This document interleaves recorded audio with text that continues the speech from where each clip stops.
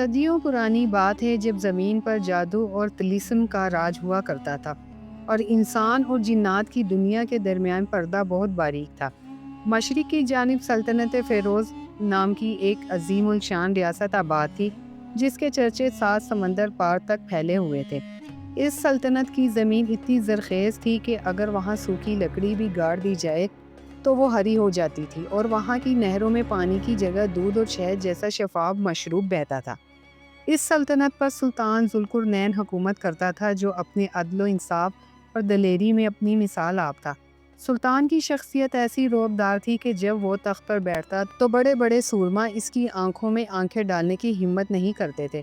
مگر قدرت کا نظام عجیب ہے کہ جسے سب کچھ مل جائے اسے اولاد کی نعمت سے محروم رکھا جاتا ہے۔ برسوں کی دعاؤں اور منتوں کے بعد خدا نے سلطان کو 3 بیٹوں سے نوازا۔ سب سے بڑے بیٹے کا نام جہانزیب تھا، دوسرے کا نام عالمگیر اور سب سے چھوٹے کا نام شہاویز تھا۔ جہانزیب اور عالمگیر شکل و صورت میں تو اپنے باپ پر گئے تھے مگر ان کی فطرت میں تکبر، لالچ اور خود غرضی کوٹ کوٹ کر بھری ہوئی تھی۔ شہاویز قدرت کا ایک انوکھا شاہکار تھا۔ وہ نہ صرف خوبصورت تھا بلکہ اس کا دل موم کی طرح نرم اور شیشے کی طرح شفاف تھا۔ وہ اکثر شاہی محل کی رنگینیوں سے دور جنگل میں پرندوں اور جانوروں کے ساتھ وقت گزارتا اور رعایا کے دکھ درد میں شریک ہوتا۔ یہی وجہ تھی کہ سلطنت کا ہر بچہ، بوڑھا اور جوان شہاویز کو دل و جان سے چاہتا تھا۔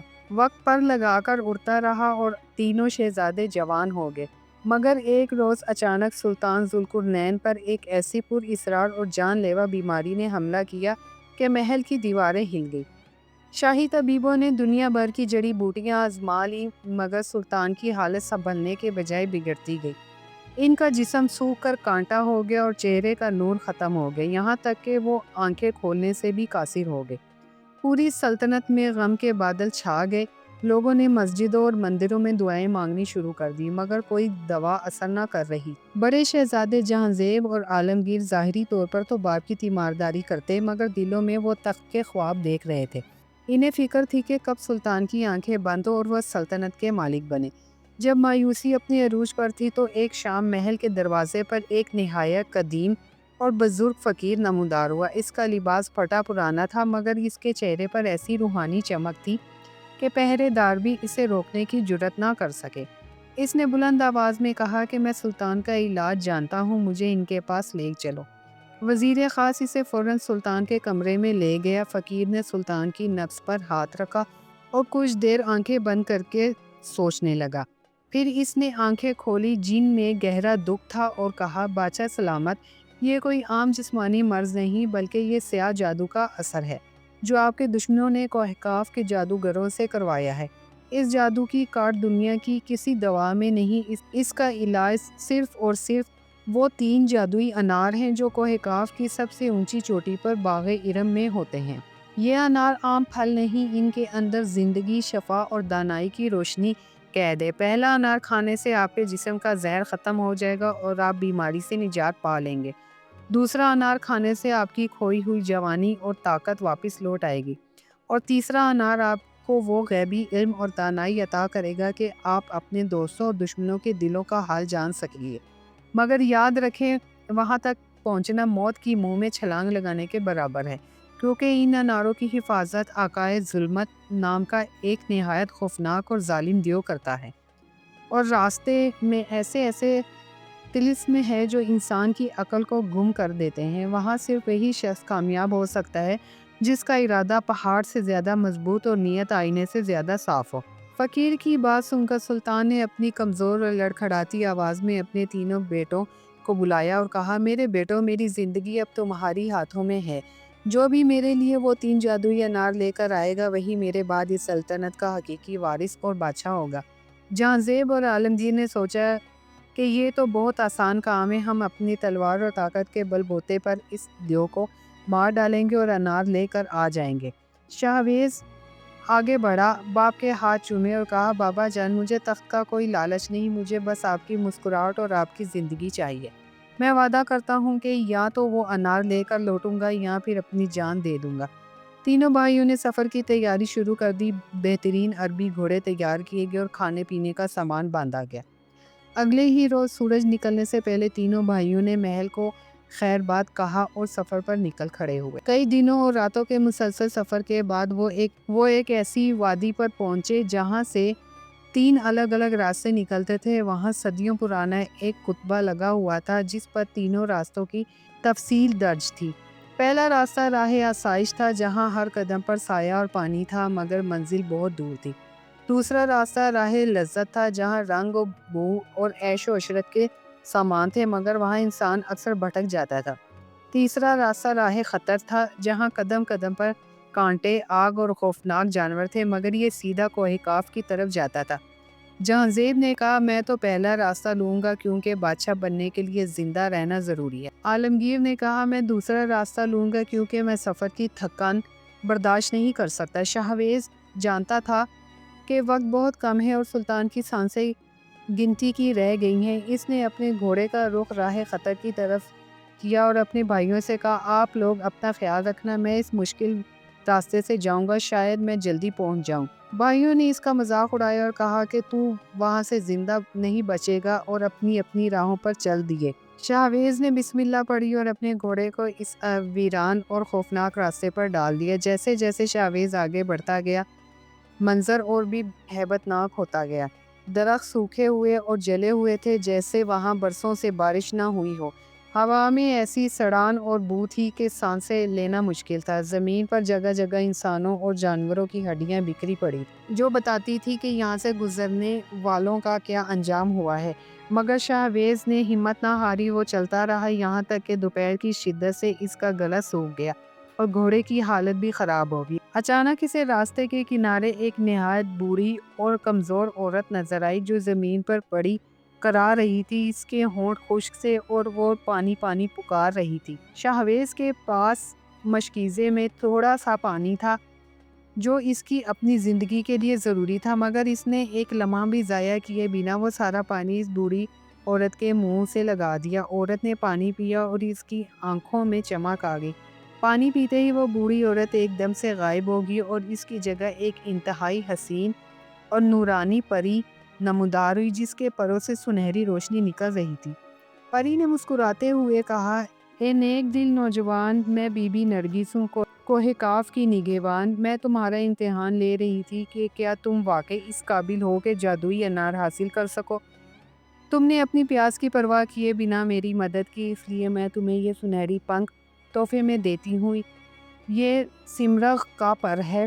جب بھی تمہیں مدد کی ضرورت ہو یا کوئی مصیبت آئے تو اسے ہوا میں لہرا دینا، سمرغ تمہاری مدد کو آ جائے گا۔ اور ایک بات یاد رکھنا، کوہ کاف کے قلعے کا دروازہ طاقت سے نہیں کھلتا بلکہ وہاں سوالوں کے جواب دینے پڑتے ہیں، اور وہ دیو آقائے ظلمت صرف 40 دن میں ایک بار سوتا ہے اور آج اس کا آخری دن ہے۔ اگر تم آج سورج غروب ہونے سے پہلے وہاں نہ پہنچے تو وہ جاگ جائے گا اور پھر کوئی طاقت تمہیں نہیں بچا سکے گی۔ شاہویز نے پری کا دل سے شکریہ ادا کیا اور پنکھ کو حفاظت سے اپنی جیب میں رکھ لیا۔ اب اس کا سفر اور بھی مشکل ہو گیا تھا۔ سامنے ایک آتشی سمندر تھا جس کا پانی ابل رہا تھا اور اس میں سے آگ کی لپٹیں آسمان سے باتیں کر رہی تھی۔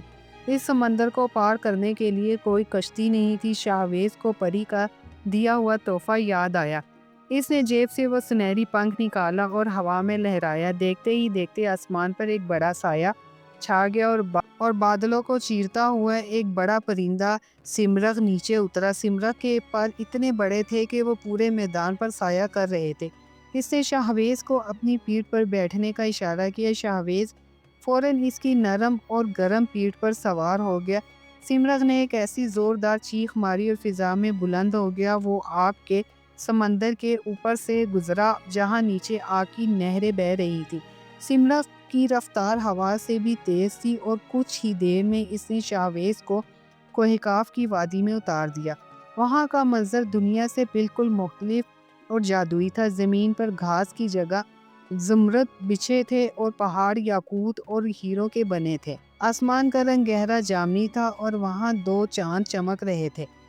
سامنے ایک کالے پتھر کا قلعہ تھا جس کے دروازے پر عجیب و غریب شکلوں والے پہرے دار کھڑے تھے مگر سمرغ نے شاہویز کو سیدھا قلعے کے اندر باغ ارم میں اتارا۔ تاکہ وہ پہرے داروں سے بچ سکے۔ باغ کے اندر پہنچ کر شاہویز کی آنکھیں حیرت سے کھلی رہ گئیں۔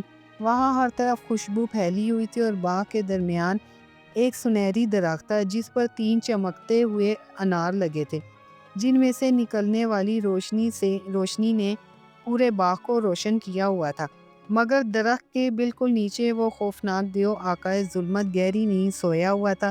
اس کا جسم کسی پہاڑ جتنا بڑا تھا، اس کے دانت ہاتھی کے دانتوں جیسی اور جسم پر بالوں کی جگہ لوہے کے کانٹے تھے۔ وہاں ایک پنجرے میں ایک خوبصورت شہزادی قید تھی جس کا نام مہجبین تھا۔ شہزادی نے جب شاہویز کو دیکھا تو اس نے ہونٹوں پر انگلی رکھ کر خاموش رہنے کا اشارہ کیا اور آہستہ سے بولی، اے انسان، تم یہاں کیسے آ گئے؟ اگر دیو جاگ گیا تو ہم دونوں کو کچا چبا جائے گا۔ جلدی کرو، سورج غروب ہونے والا ہے اور اس کے جاگنے کا وقت ہو گیا۔ وہ سامنے لگے انار توڑو اور بھاگو۔ شاہویز نے دبے پاؤں درخت کی طرف بڑھنا شروع کیا۔ اس کا دل تیز دھڑک رہا تھا، ہر قدم پر اسے ڈر لگ رہا تھا کہ کہیں کوئی سوکھا پتا نہ ٹوٹ جائے۔ وہ درخت کے قریب پہنچا اور اس نے بسم اللہ پڑھ کر پہلے پہلا انار توڑا، پھر دوسرا اور آخر میں تیسرا۔ جیسے ہی تیسرا انار شاخ سے الگ ہوا، درخت نے ایک دردناک چیخ ماری اور پورا قلعہ لرز اٹھا۔ زمین ہلنے لگی اور دیو آقائے ظلمت کی آنکھ کھل گئی۔ دیو نے جب دیکھا کہ ایک معمولی انسان نے اس کی قید میں داخل ہونے کی جرات کی ہے اور اس کے انار چرا لیے ہیں تو وہ غصے سے پاگل ہو گیا۔ وہ دھاڑا کون ہے جس نے اپنی موت کو دعوت دی ہے؟ دیو نے شاہویز کو پکڑنے کے لیے اپنا لمبا اور بھاری ہاتھ بڑھایا۔ شاہویز نے پھرتی سے کام لیا اور پہلے سے پنجرے کا تالا توڑا جس میں شہزادی مہجبین قید تھی۔ شہزادی آزاد ہوتے ہی شاہویز کے ساتھ بھاگی۔ دیو ان کے پیچھے لپکا، وہ اپنے بڑے بڑے قدموں سے زمین کو روندتا ہوا آ رہا تھا۔ شاہویز نے دیکھا کہ قلعے کی دیوار بہت اونچی اور بھاگنا ناممکن ہے۔ اس نے فوراً اپنی جیب سے سمرغ کا پر نکالا اور ہوا میں لہرایا۔ سمرغ جو آسمان پر ہی منڈلا رہا تھا بجلی کی سی تیزی سے نیچے آیا اور اس نے شاہویز اور شہزادی دونوں کو اپنے پنجوں میں تھام لیا اور فضا میں بلند ہو گیا۔ دیو نے غصے میں زمین سے بڑی بڑی چٹانیں اٹھا کر ان کی طرف پھینکی، مگر سمرغ ان کے پہنچ سے دور نکل چکا تھا۔ دیو زمین پر چیختا اور پیٹتا رہ گیا اور وہ دونوں خیریت سے وہاں سے نکل آئے۔ واپسی کا سفر خاموشی اور سکون سے گزرا۔ شہزادی مہجبین نے شاہویز کا شکریہ ادا کیا اور کہا کہ تم نے نہ صرف اپنے باغ کے لیے دوا حاصل کی بلکہ مجھے بھی اس ظلم کی قید سے نجات دلائی ہے۔ میں تمہارے احسان کا بدلہ کبھی نہیں چکا سکتی۔ میں تمہارے ساتھ تمہاری سلطنت چلوں گی اور گواہ بنوں گی کہ یہ انار تم لائے ہو۔ جب سمرغ نے اب انہیں واپس اسی دوراہے پر اتارا جہاں سے وہ گئے تھے تو وہاں جہانزیب اور عالمگیر پہلے سے موجود تھے۔ وہ دونوں پھٹے حال اور خالی ہاتھ تھے۔ انہوں نے راہ آسائش اور راہ لذت میں اپنا سارا وقت ضائع کر دیا اور اب شرمندہ اور خالی ہاتھ واپس لوٹ رہے تھے۔ جب انہوں نے شاہویز کو دیکھا کہ وہ نہ صرف زندہ ہے بلکہ اس کے پاس چمکتے ہوئے جادوئی انار بھی ہیں اور ساتھ میں ایک حسین ترین شہزادی بھی ہے تو ان کے دلوں میں حسد کی آگ بھڑک اٹھی۔ انہوں نے سوچا کہ اگر شاہویز یہ سب لے کر محل پہنچ گیا تو ہماری رہی سہی عزت بھی خاک میں مل جائے گی اور تخت ہمیشہ کے لیے ہاتھ سے نکل جائے گا۔ دونوں بھائیوں نے فوراً منصوبہ بنایا اور اپنے چہروں پر مصنوعی خوشی سجا کر شاہویز کا استقبال کیا۔ جہانزیب نے کہا، میرے پیارے بھائی، ہم خدا کا شکر ادا کرتے ہیں کہ تم زندہ واپس آ گئے۔ ہم تو ناکام رہے مگر تمہاری کامیابی ہماری کامیابی ہے۔ آؤ سفر کی تھکان اتارنے کے لیے اس پرانے کنویں کے پاس تھوڑا آرام کرے اور پانی پیے۔ شاہویز جو سادہ دل تھا اپنے بھائیوں کی مکاری کو نہ سمجھ سکا۔ وہ ان کے ساتھ کنویں پر چلا گیا۔ جب شاہویز پانی پینے کے لیے کنویں میں جھکا تو عالمگیر نے پیچھے سے اسے زوردار دھکا دیا۔ شاہویز سنبھل نہ سکا اور گہرے اندھیرے کنویں میں جا گرا۔ جہانزیب نے فوراً ایک بھاری پتھر کنویں کے منہ پر رکھ دیا تاکہ شاہویز باہر نہ آ سکے۔ شہزادی مہجبین نے چیخنا چاہا مگر جہانزیب نے اپنی تلوار اس کی گردن پر رکھ دی اور دھمکایا کہ اگر تم نے وہاں جا کر اپنا منہ کھولا تو ہم تمہیں بھی مار دیں گے اور بادشاہ سے کہیں گے کہ ہم تمہیں دیو سے بچا کر لائے ہیں اور یہ انار بھی ہم لائے ہیں۔ شہزادی مجبور تھی، وہ خاموش رہنے پر راضی ہو گئی۔ وہ دونوں بھائی انار اور شہزادی کو لے کر سلطنت کی طرف روانہ ہو گئے اور شاہویز کو موت کے حوالے کر دیا۔ محل پہنچ کر دونوں بھائیوں نے جھوٹی کہانی گھڑی۔ سلطان کی حالت بہت نازک تھی، انہوں نے وہ پہلا انار کھایا۔ انار کھاتے ہی ان کے جسم پر بجلی سی دوڑ گئی اور رگوں میں زندگی کے لہر دوڑ گئی۔ ان کا زہر ختم ہو گیا۔ دوسرا انار کھاتے ہی ان کی سوکھی ہوئی کھال دوبارہ جوان ہو گئی اور وہ بستر سے اٹھ کھڑے ہوئے۔ سلطان نے خوش ہو کر اعلان کیا کہ جہانزیب اور عالمگیر میرے سچے وارث ہیں، مگر شہزادی مہجبین نے خاموشی کا روزہ رکھ لیا تھا۔ ادھر کنویں میں شاہویز زخمی حالت میں پڑا تھا، اسے لگا کہ اب اس کا آخری وقت آ گیا، مگر تبھی وہاں بی بی نرگس پری نمودار ہوئی۔ اس نے اپنی جادوئی طاقت سے کنویں کا پتھر ہٹایا اور شاہویز کو باہر نکالا۔ پری نے اسے بتایا کہ تمہارے بھائیوں نے تمہارے ساتھ دھوکہ کیا ہے، مگر سچائی چھپ نہیں سکتی۔ تم فوراً محل جاؤ، مگر بیس بدل کر، تاکہ وہ تمہیں پہچان نہ سکے۔ شاہویز نے ایک بزرگ طبیب یا حکیم کا روپ دھارا اور محل پہنچا۔ اس نے پہرے داروں سے کہا کہ میں دور دیس سے آیا ہوں اور شہزادی کی خاموشی کا علاج جانتا ہوں۔ بادشاہ نے اسے اجازت دے دی۔ جب شاہویز شہزادی کے کمرے میں گیا تو وہاں جہانزیب اور عالمگیر بھی موجود تھے۔ شاہویز نے شہزادی کو دیکھا اور اپنی جیب سے وہی سنہری پنکھ نکال کر دکھایا۔ شہزادی کی آنکھوں میں چمک آ گئی، وہ پہچان گئی۔ شاہویز نے بادشاہ سے کہا، بادشاہ سلامت، مرض کا علاج دوا میں نہیں بلکہ ایک کہانی میں ہے۔ کیا میں آپ کو ایک کہانی سنا سکتا ہوں؟ بادشاہ نے حامی بھر لی۔ شاہویز نے کہانی شروع کی۔ ایک بادشاہ کے 3 بیٹے تھے۔ اس نے شروع سے لے کر آخر تک ساری داستان سنائی کہ کیسے چھوٹے بھائی نے مشکلات اٹھائیں، کیسے دیو کو ہرایا اور کیسے دھوکہ باز بھائیوں نے اسے کنویں میں دھکا دیا۔ جیسے جیسے کہانی آگے بڑھتی گئی، جہانزیب اور عالمگیر کے چہرے پسینے سے شرابور ہوتے گئے اور وہ کانپنے لگے۔ کہانی ختم کر کے شاہویز نے اپنی نکلی داڑھی اتار دی اور کہا، بابا جان، وہ چھوٹا بھائی میں ہوں اور یہ میرے سکے بھائی ہیں جنہوں نے مجھے مارنے کی کوشش کی۔ شہزادی مہجبین نے بھی گواہی دی کہ ہاں، یہی وہ بہادر ہے جس نے مجھے آزاد کروایا اور یہی انار لے کر آیا تھا۔ سلطان ذوالقرنین کا غصہ دیکھنے والا تھا۔